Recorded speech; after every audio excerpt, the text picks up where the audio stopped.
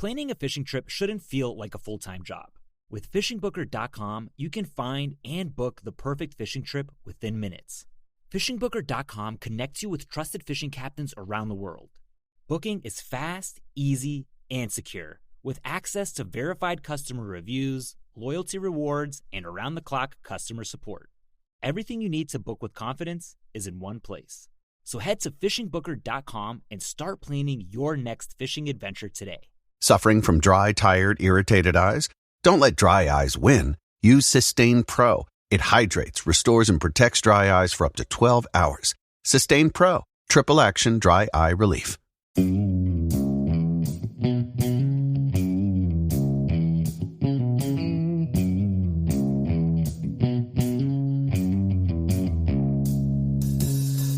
All right, welcome back to the Survival and Basic Badass Podcast, Kevin and Chuck.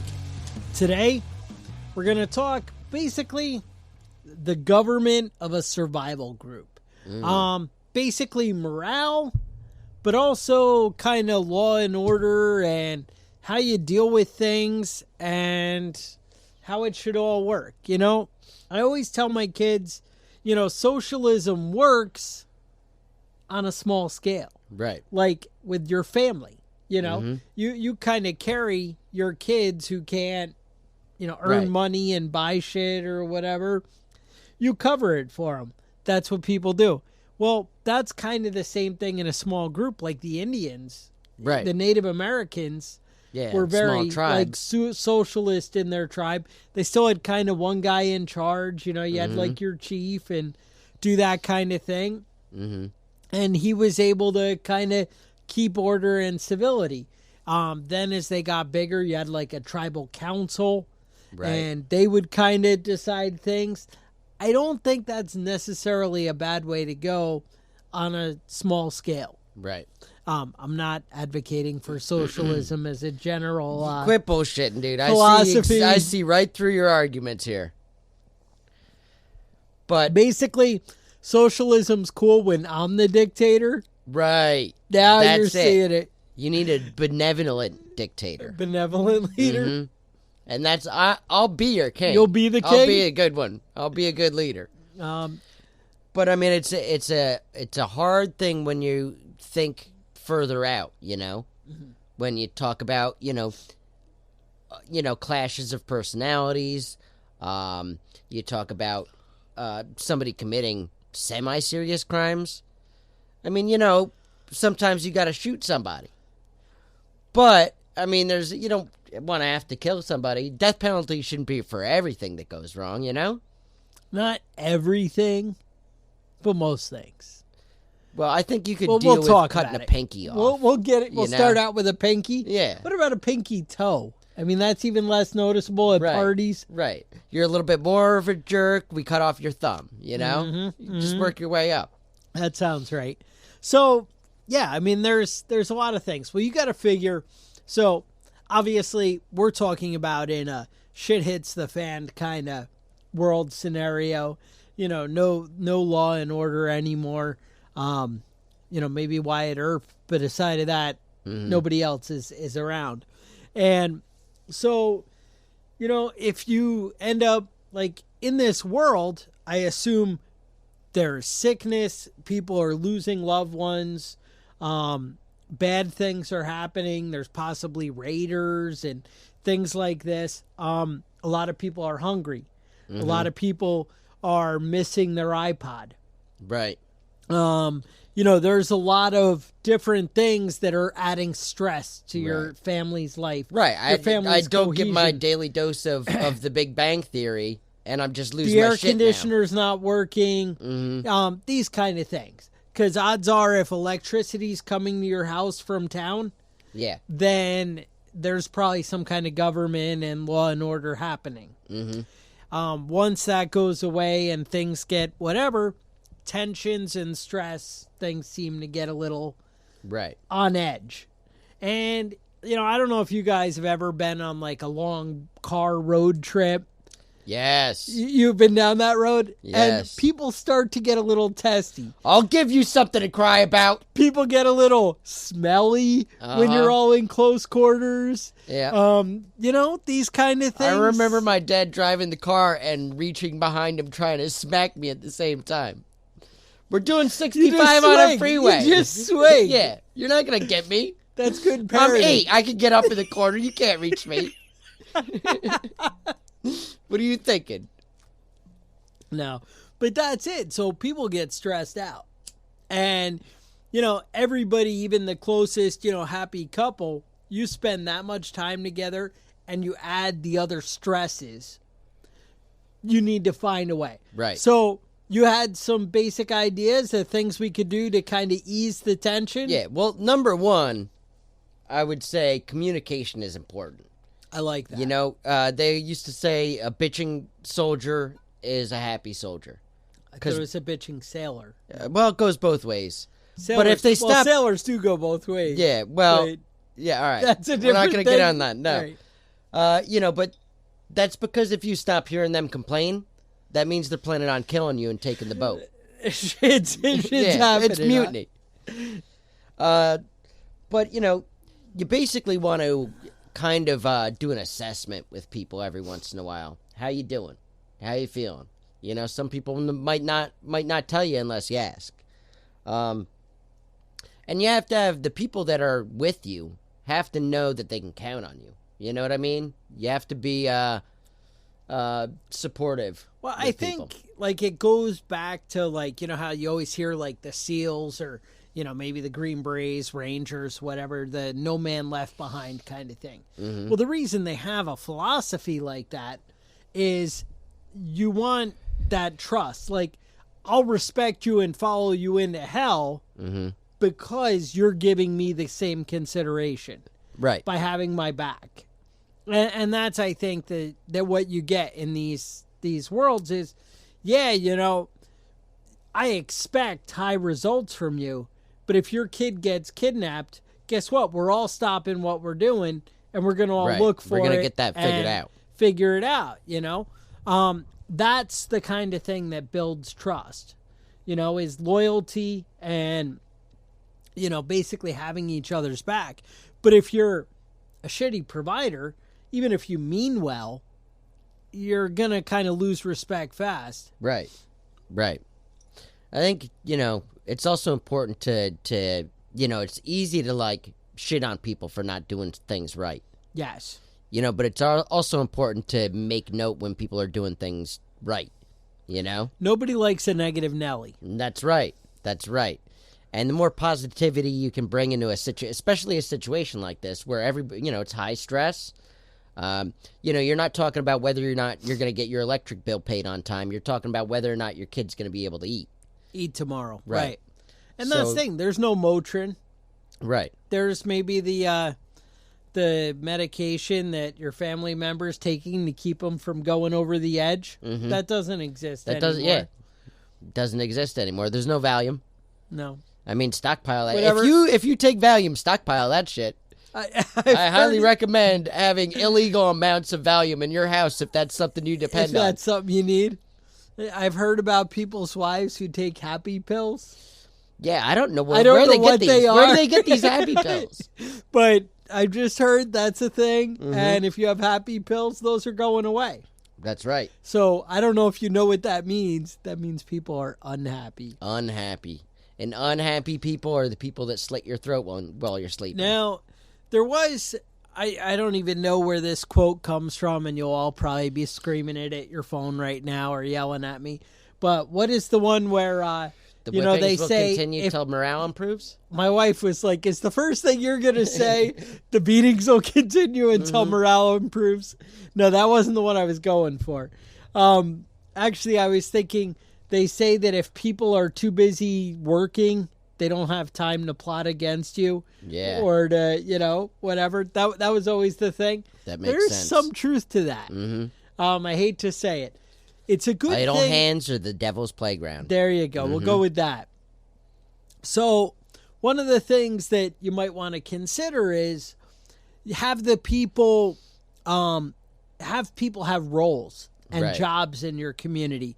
So maybe, again, this is, all right, we're a family of 5. One of your kids can be in charge of the food. One of your kids can be in charge of, gardening. One can be in charge of security or scouting or gathering firewood, different things like that. As you get into a bigger, community where you're 3 families or 5 families working together. All right. You know You're what? in charge of Whoever's wife, Judy is in charge of the gardens and she does everything with that. Right. And, Jim, you're in charge of security and that. And maybe you're so big that you have security and then you have a militia. Or maybe you have a gathering team that goes out and finds, scavenging, that kind of shit. There's a lot of different roles, but putting people in charge of something and then even holding them accountable is good. Depending on the size of your group, if it's maybe 5 adults, maybe you, your wife, your friend and their wife or whatever, and then their extra boyfriend or whatever. Right. Maybe it's just one person is the leader. And you have to have somebody who that's the law. Yeah. And you don't take people into your community kind of thing unless they're willing to agree with these terms. Right. If you're in a group with me after the apocalypse, don't make me your leader. Right. I'm going to try and have sex with everybody's wife, and I'm going to create going some full new David religion. Koresh. Yeah, it's going to be bad. So, that's something to be aware of. But, if you're down for that wife swapping, if you're like, that's how we keep up morale in the apocalypse. Could be a way to do it. Maybe Kevin's your guy, I don't know. No, wait. They don't get to have sex with him anymore. Oh, no? Just me. Oh, okay. They're cut off. All right, if you want full-on David Koresh, maybe Kevin's your guy. But if it's not, then maybe he's not your guy. Yeah. No, you wanna, if you're gonna put somebody in charge, you want to make sure that you can count on him.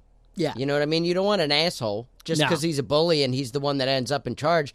That's the person whose throat you end up slitting. Yeah. Now, again, they can't be a total pacifist. Oh, he's a nice guy and we like him. But maybe he isn't the brutal, and maybe the brutal, soldier guy is in charge of your military, but not the overall in charge. Right. Again, these roles are going to overlap. It depends on the size of your group. Then maybe you have like a council, like I was talking about. They have the tribal council with the Indians. That kind of thing. Once you're into 6 families, maybe every family has one representative that's part of this council that kind of votes and makes decisions. That's okay. But you need to kind of come to terms and decide how your group is going to function before everybody joins the group. Right. Now, you're getting worried and panicking like, oh, Chuck, what are you talking about? A group and planning and whatever. Now, this could be something that you put together before the world ends. These are things you guys want to have a discussion about. But maybe even as families come together, hey, this is a block party. We're putting our little cul-de-sac together and we're going to put a barricade at the end of our street to make sure bad people don't come. You need to kind of come up with, hey, who wants to be on this team? And if everybody's like, oh, we're only going to do it the peaceful, passive way and we're going to help everybody who comes along. And if that's not a fit for you, then maybe you need to get. Maybe you need to go find somewhere else to live because this isn't going to be the right fit for you. And this is how you decide your community. You see what's going to work. And I know you're like, well, I'm not leaving my house. Well, then maybe you have to kill all your neighbors. I don't know. Yeah. I'm not saying that's a bad idea. That's not necessarily wrong. But, again, this is where Kevin gets everybody killed. Right. I got to stop doing that. That was like 40 right there. You killed the whole neighborhood, right? All right. How about some other ideas, though, for morale? Okay. Sports. Sports is a good way to keep people active, healthy, getting out their aggression, my favorite sport in the apocalypse is actually who can collect the most firewood. That's a great game. Or who can carry the most buckets of water. I'm going to time you for the Olympics. I'm timing you right now. Go. I actually have a stopwatch in my Faraday cage just so you can play that game. Go. We can play that game. That's something we can do. All right, I don't really have a stopwatch in my Faraday cage. Maybe we should. But now there's got to be. Yep. That's right. But, that's the best game. Sometimes the best use of a kid's time is to send them fishing. I like fishing. Maybe go get crawfish. Mm-hmm. There's things that you can do that are a little bit more leisurely. You're not getting as much work out of it. But, if he does bring home fish, they're that's not a dinner. pain in your ass that way. Mm-hmm. They're out doing something. They can definitely gather some kindling. Yeah. Oh, that's always mandatory. That's mandatory. When I go camping, it's the kids are always, that's your job. Kids, go get some poison ivy and some sticks, and we're going to make things happen.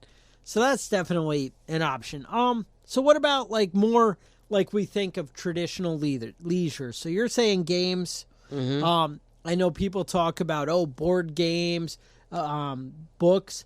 Now the idea is if you're staying in your home, and like we talked about, you're maybe on a cul-de-sac in the 10 houses. I assume there's a lot of books between those 10 houses. Right. You could trade off. Set up some kind of little library kind of thing. Mm-hmm. I already have my full load of apocalypse reading. Yeah. It's but it doesn't have to be apocalypse. It's just related. 2 books. No, it's just 2 books. It's War and Peace and Moby Bible? Dick. Oh, I figure it'll Bible. take me 15 years to get through reading those things. That sounds pretty probable. It's aside of games and books and things like that.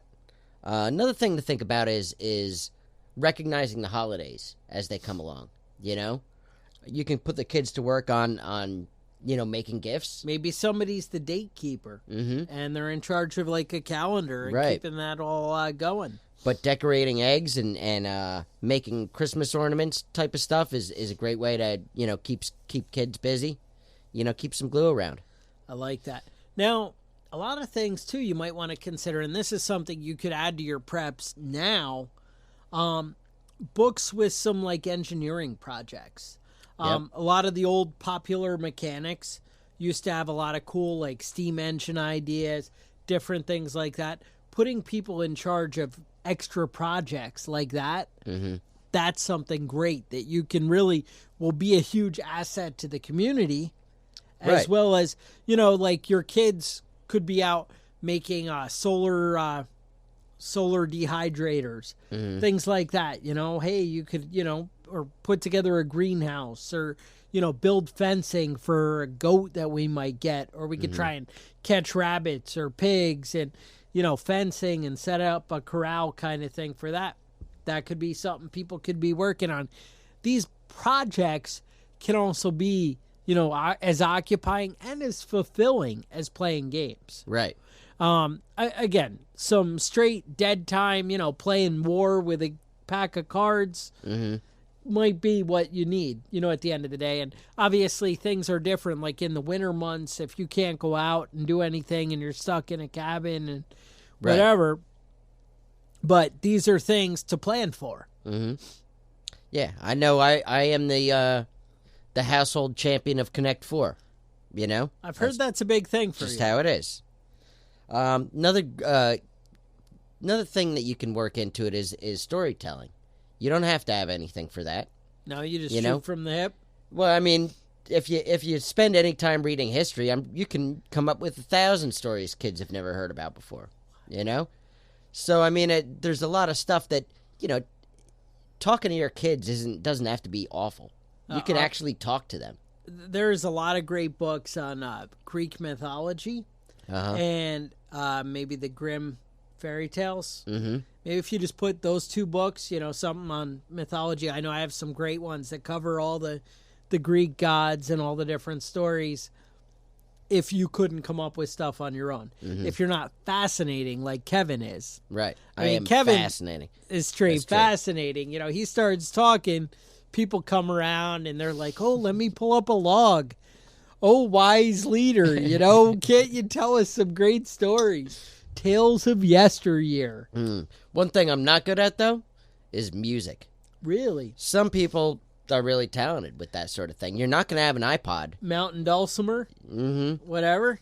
You're not going to have a record player, a CD player. You hear music all the time. You don't think about it. You're in the gas station, the grocery store, wherever you're at. You don't think about it because it's always available. That's right. But some people, if you can get that retarded kid from Deliverance, then you're going to be all set, man. All set. Some boot stomping, right? Now, Chuck, a lot of people don't know this, but Chuck thrashes on the guitar. Yes. Woo! I like it. So he's going to be somebody you want to keep around. Somebody keep around. Just entertain you a little bit. Something about, I don't know. I don't even know any songs about whatever. All right. But anyway, moving right along. How about food? Food is a big morale booster. I like food. Well, I can't help but note that every once in a while, my Patriot Supply has bulk, like, brownie mix. Yeah. 25-year shelf life, and you're good to go. And now, chocolate? Now, chocolate has caffeine in it. Caffeine? And it boosts dopamine and serotonin. Yeah. So that's just happy stuff all in your brain. All I know is the girls get all angry at my house, and I break out the chocolate. I just, like, throw candy bars at them and run the other way. Yes. Because you live in a house with how many females? 4? 3? You have 3 females? 3 so females. They're all, like, the cycles are matched up. It comes, Shark Week is on. You know, you got to break the chocolate out for Shark Week. You got to break the chocolate out. So that may be something you want to consider, like chocolate cake mix. Right. Brownies, even hot chocolate mix. For That's the apocalypse. Simple to do. Packets it lasts of forever. Hot chocolate probably don't cost much. Nope. Especially if you buy it like at the end of the winter season, you know, when they're trying to move that shit off the shelf. Right. Just keep in mind, pay attention to the dates, because the ones they're trying to move off at the end of the year are about a year older than the rest of them. Yeah. All right. I mean, I imagine chocolate. Yeah, hot chocolate has a pretty long shelf life. Yeah, and you know what really has a long shelf life is just cocoa powder. Or brownie mix from my Patriot Supply. Brownie mix is really, that's where it's at. I can tell you that I actually opened up all my month-long food storage bins, and I shoved like 5 brownie things in each one. Ooh, nice. And I'm like, bump it up, that and Chili Mac. Picking up the game. Because, you know, I'm like, yeah, you know. Right. A little something extra. You know, people are like, yeah, I'm still hungry, or not that again. Brownies. There you go. Another great thing to throw in there is make sure you have your coffee and tea. You know, some people like tea. I don't support the enslavement of the American people by the British. No. But, I mean, some people do, I guess. I drink coffee. Some do. Another great thing to have in there is just hard candy. Yeah. You know? Good, you know, what I was reading is Good and Plenty. The licorice one has an extremely long shelf life. Other ones that'll last a long time. I know baseball card packs with the bubble with gum. The gum? I don't think that gum actually made it, though. I broke a tooth when I was 12 trying to eat that stuff. Yep. Butterscotch candies, Jolly Ranchers. Jolly Ranchers are a thing. They're also good if you throw them in a glass of vodka and let them dissolve. That's the side of the point. And also that might be a bonus if there's a diabetic in the group and you're trying to work things out. You can... Whatever. Lifesavers are another great one. Basically last forever. Freeze-dried desserts. I'm not a big dessert guy, but I hear the freeze-dried ice cream sandwiches are amazing. Really? So I might have to look into that. I don't know anything about that. Amazing. All right. And kids feel like astronauts. Well, I went to space camp when I was a weenard. All right. And we did have freeze-dried ice cream. How was that? That's not an ice cream sandwich. It just kind of like sugar, but not really good. Not really good. All right. Like, you know how when you have ice cream and it melts in the container and then there's a little stuck to the side, and you go back like at the end and you're like, freezer burn, and you eat it's all freezer burn, and you're like, yeah, that's what it tasted like. But you know, whatever. Another great food that boosts morale, some beer. Everybody likes a beer. And if you got a beer maker in the family, I recommend you pull them in. When things start going bad, tell them to bring all their pots and pans and all their stuff they need. Now, if stuff, there is some planning required with beer, but if things do get out of hand and whatever, maybe that's one of the things. You'd send the kids out to find bees, kind of find a swarm, start a little bee culture thing. You might check back on one of our older episodes. We had a whole thing about this. And maybe they could start making mead. Everybody's drunk. Everybody's happy. That's a win for everybody in the apocalypse. Yep. I used to have a friend of mine that said that he never drank. And I just didn't get that. He's 22. Like, right. you don't not drink when you're in the Navy and you're 22. Then he got drunk. And I completely understood what was going on. We were in the Middle East in some hotel somewhere. He was running up and down the halls naked. He was stealing artwork and bringing it back to the room. It was bad. So maybe alcohol isn't the best idea for your group, but case-by-case basis, All right. Now, I just checked it out. Mountain House has those freeze-dried ice cream sandwiches. And they also actually have freeze-dried apple crisp. That doesn't sound as good. No? Not that the ice cream sounds good. And then there's astronaut vanilla ice cream sandwich. Is that different? I don't think that's different. I think that's the same thing, but it says astronaut on it. Astronaut instead of Mountain House. Mm-hmm. All right. Looks like about $35 will get you. Wait for it. Let's see how many people you make happy. 12-pack pouches. That doesn't sound very good. I'm not buying into this whole thing. We're going to have to do a little bit of work. We might have to do an entire show on freeze-dried desserts. Yeah. Yeah, it's definitely something we're going to have to get to the bottom of because, maybe that's, I think we actually bought, you and I planned to do a taste test of survival prepping food. And I ordered all these free samples and some not so free samples. And I have about 30 packets from varying companies of survival we're gonna have to food. Stretch this out over a week. We're gonna have to make some grub this summer. So. All right. Another big deal on morale is sleep. Everybody gets cranky when they don't get enough sleep. I personally have just decided that I'm going to make it a point in my life to get 8 hours of sleep every day. I spent enough time in the Navy doing, 4 hours a night every night. And it's not worth it. It's not worth it. You got to keep your health together in these situations. And, another thing a lack of sleep does, it damages your immune system. It makes it irritable. But worst off, it decreases your sex drive. Oh. And how are you going to keep morale going? Yeah. If you're having that problem. The guy who's not getting sex at home, does he seem happy to you? He's always an asshole. He's always unhappy. I know like 3 of those guys. Yeah. No, that's a no-go. So, something to think about. Yep. Now, I almost wonder if we don't have time. Do you have more on this? No. Okay. So, I almost feel like we don't really have time to get into it, but the part 2 of this that I feel like we need to touch on is kind of one of the things that tend to tear a group apart are like laws and criminality, how you deal with it. So I was thinking long and hard, like, I see shows, and I know one of the early Doomsday Prepper episodes, I saw, like, a guy comes walking up to the guy's property, and he's like, hey, do you have anything for my family? And the guy, like, is like, I'd just shoot him right then. And whatever. And at first you're like, oh, that guy's an ass, and, how dare he, and whatever.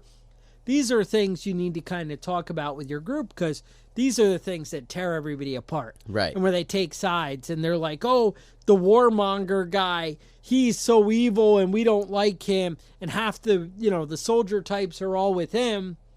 And then the caring, compassionate types are all the other way.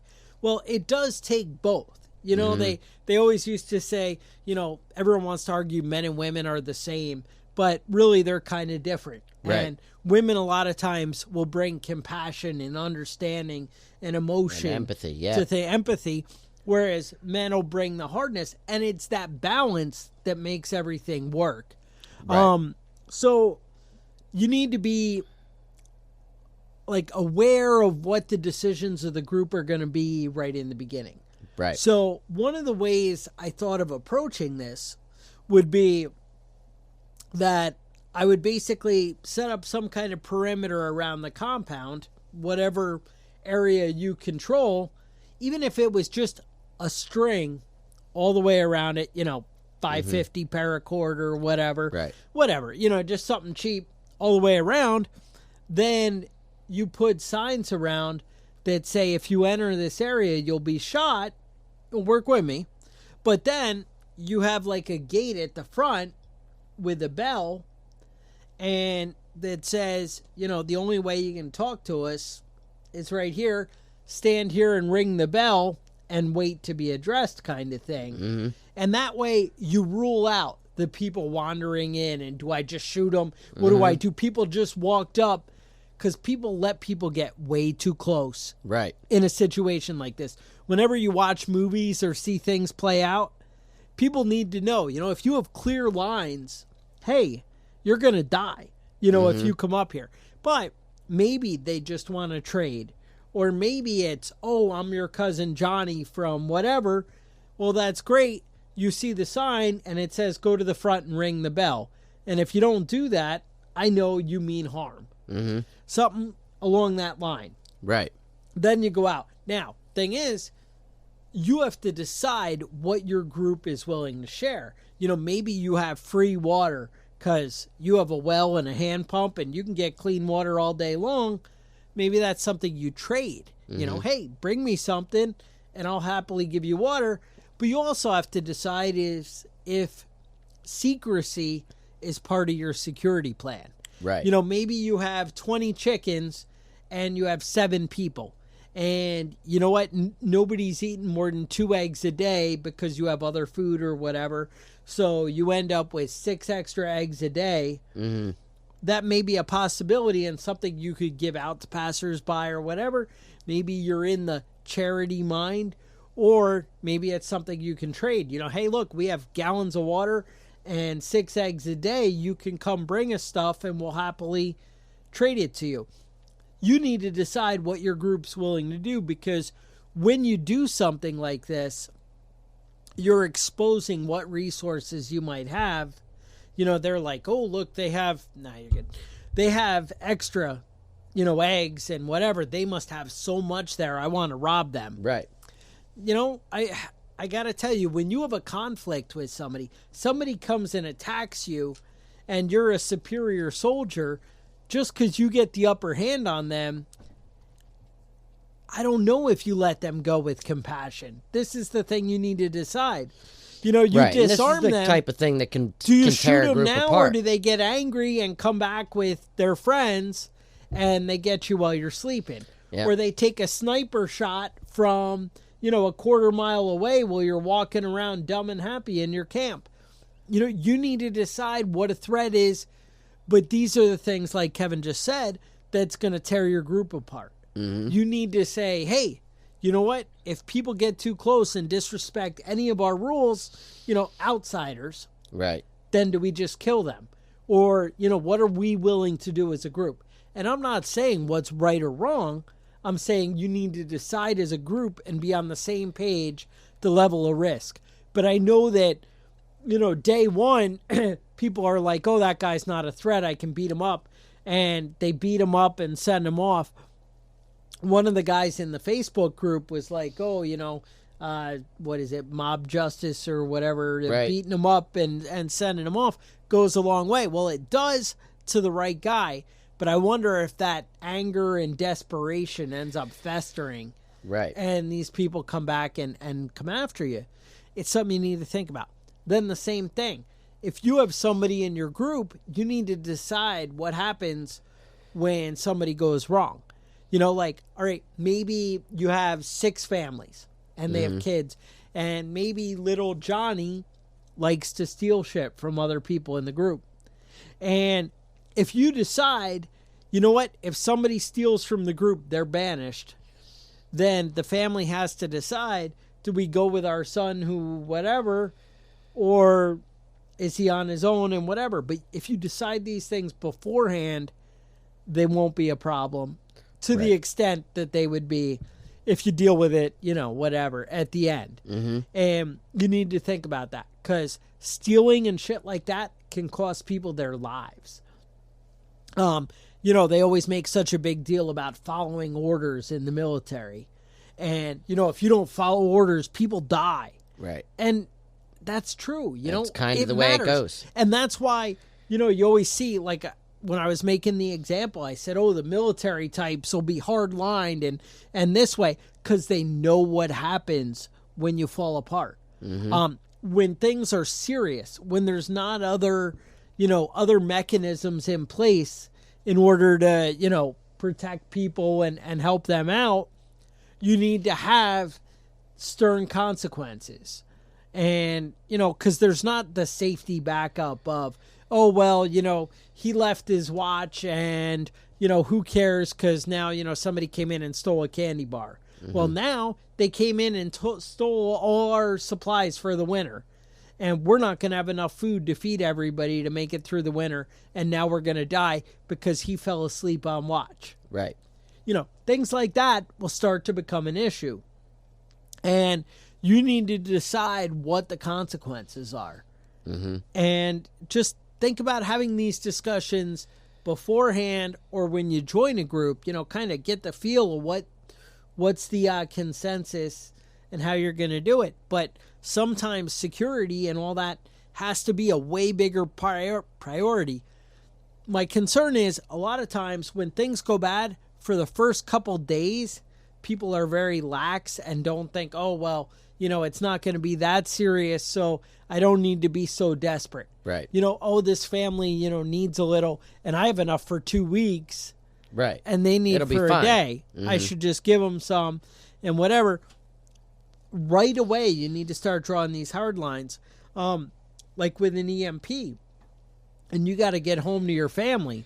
You know, one of the stories I read, a guy was out and he had a bike that he actually, I think he ended up in the story, he was near like a bike store and he went in and paid the guy like $1,000 cash to buy a bicycle to get home. Well, somebody came up and tried to steal the bike from him and he shot him. And he's like so conflicted. Oh my God, you know, I shot that guy. This is so horrible. But that's life and death of, am I going to get home to my family? 1, to protect them, and 2, to have my life.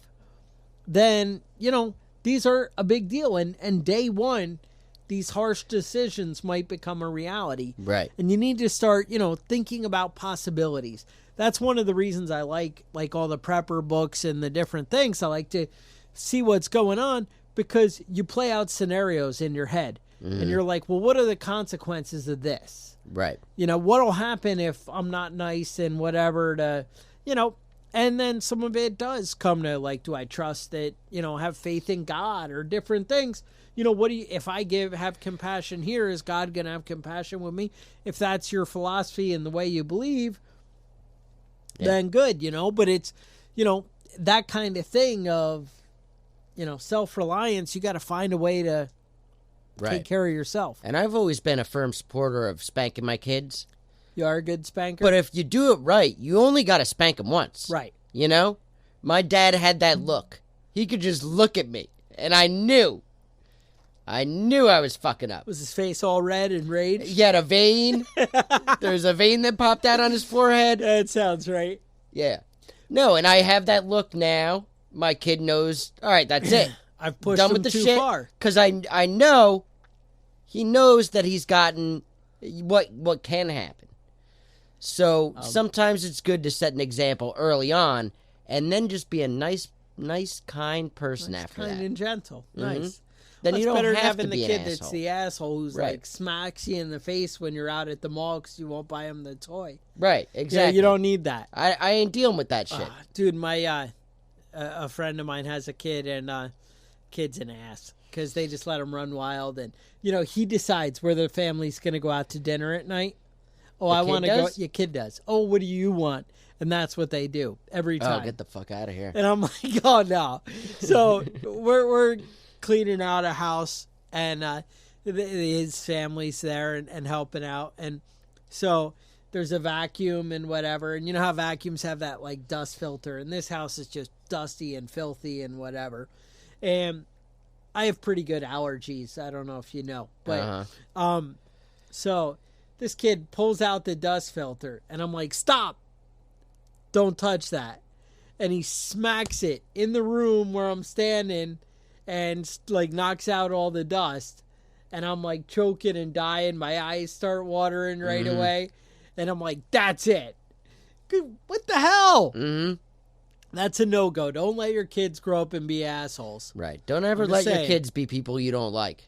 That's just something, you remember, spoiling your kids is just postponing their unhappiness. Right. Because eventually they're going to be in the real world, and life is going to suck when they realize they can't get everything they want. And it's better you give them the one-time smack on the butt, and then the world smack them in the face. Yeah. So, just something to think about. You don't want to send them out to mean guy Chuck, right? Who's going to smack your kid in the face when you could have just smacked him on the butt once. Right. Now they got an ass whooping because they knocked over my beer and thought it was funny. Exactly. Kevin's kid once thought it was funny to mess with Uncle Chuck. I remember that. The mean guy, right? Uh-huh. Oh, that's it. It happens. It happens, It happens. But, if you keep your kids... I'm not saying that you should be an asshole to your kids. No. I'm not saying that. You're not condoning that? No, I enjoy my kids, hanging out with them, spending time with them, because I spanked them one time. That's why it works. Because maybe more than once, because I'm not the perfect parent. All right. But hey, that's it. So yeah, that's what I got to say about that. I have a little update. So remember we told you guys about gardening, and I told you, go to Sam's Club and spend $250, buy some shelving and some lighting. You'll be cool. Well, it turns out it occurred to my wife that if she had twice as many lights, she could double up on those shelves. Ooh. So then you're spending, it turns out, another 180 or whatever on lighting. And I'm like, damn it. So now it hurt a little bit, but I do have a lot of plans. Now, do you have like a timer set up with your lights on your? You know what it is? Cool. The older houses, whatever, they have, you know how you have the light switch with some of the receptacles? Right. So I have it that I can just hit the light switch in the room and they all go out. All right. So it's not too bad. Because you want to give them as much light as possible, but, I mean, you can't give them 24 hours a day. They have to have the nighttime rest, or it does stress them out. Yeah, I was just out and around today, and I've got asparagus is starting to pop. I'm jealous of your asparagus. I have asparagus, but it's not like Kevin's asparagus. I got asparagus for days. Kevin has it for days. Now, I didn't know this. I go out and pick every one I have, and I maybe have a bunch you get at the grocery store for $2.99 or whatever. I remember the first year I had asparagus, I had one that had got out of control, and it was thick. It was like, an inch and a half thick at the base. And so I just cut it, because you have to keep cutting it. Otherwise, it'll turn into a bush, and it's no good. You don't have asparagus anymore. So I cut it, and I threw it for my dog. And he went chasing it and chewed on it for a half hour or so. I was outside. And I brought in probably 20, 30 asparagus that day. All right. And I was outside again. My wife noticed that the dog kept going into the kitchen and coming back out. And going into the kitchen and coming back out. And she went out there and realized that he was just going up one at a time and taking a piece of asparagus off the table and eating it because he got a taste for it. So I ended up with 3 asparagus after cutting down 30. That sounds accurate. Keep your dogs away from your asparagus. Now, some people have that pea situation. Do you know about this? I've heard asparagus about pea. Asparagus pea is not good. Apparently, there's a gene. Really? And I don't have that gene because I've never noticed an asparagus pea smell. But some people notice it every time. All right, good to know. There you go. So the more you know. The more you know. It's falling apart fast. So if you guys have great show ideas or topics you want to hear about, things you want to know, you can talk to us on the Prepping Badass Facebook group. Yeah, and if you haven't joined that, you might want to. There's actually about 600 of you guys on there, and it's a pretty good community. We all talk, and there's a lot going on, and different things, and you know, people get to know each other, and this guy will like that, and you know, they mention their friends and people, and it really is a community, and obviously they're like-minded. If you've all suffered through this many of our horrible episodes where we talk craziness. So if you have show ideas, you might want to mention them on there, or you can email Kevin at preppingbadass@gmail.com. That's right. That's right. I always like to hear from you guys, and if you've got ideas, I'd love to hear them. I think that 90% of the ideas that have come up in the emails have become podcasts within a couple of weeks. Yeah, we're usually pretty good. There's a few that, you know, they take us a while sometimes. If it's a topic we know nothing about, we either have to order some books or spend some time researching, or sometimes we decide that they're too big of a thing for us to tackle that we don't really know. Right. You know, we don't want to feed you a bunch of crap. So, you know, it depends. But, different ideas. Talk to us. Any ideas on how we can make the show better or connect with you guys better, or stuff you want us to sell, or things you think we should be doing, shoot us an email. You know, we're happy to hear about it, and definitely it's cool if you want to mention it in the group, and we're usually monitoring it, especially if you tag one of us in it. We we get on it. But otherwise, maybe hit us up for a review on iTunes or wherever you're downloading this podcast. We always appreciate those. Also, if you really love the podcast, if you love the podcast, you can support our sponsors. Do you guys know Tac Pack? That's right. Tac Pack has a bunch of usually AR-15 related gear that they send out in a subscription pack every month. It's about $49.95, but you end up getting about $100 worth of stuff in there. And if you use the code BADASS, you're going to actually get a gun cleaning mat free with your purchase. That's really cool. Tac Pack's been a great sponsor for us, so supporting them supports us. Another way you can support us is if you went to patreon.com/preppingbadass. You can actually pledge to donate even $1 a month, $2, $10, whatever. We will send you something cool. It says a patch. We'll send you some kind of patch. I think we may have some left.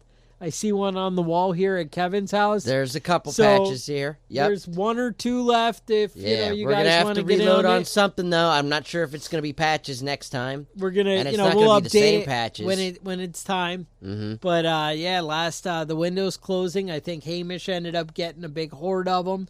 Right, if you're in Australia, you might be in luck. There are a few left in Australia. Hamish said he might help us out with that. So, otherwise, stay safe, and we'll talk to you guys next week. The Survival and Basic Badass Podcast is a proud member of the Self-Defense Radio Network.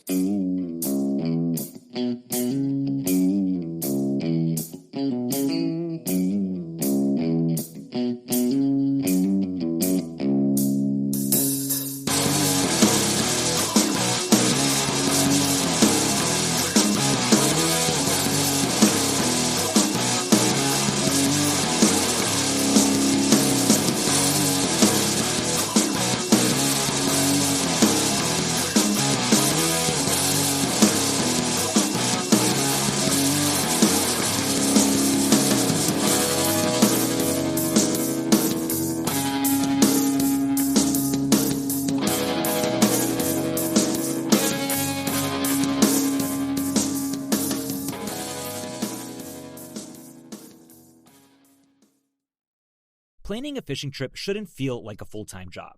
With FishingBooker.com, you can find and book the perfect fishing trip within minutes.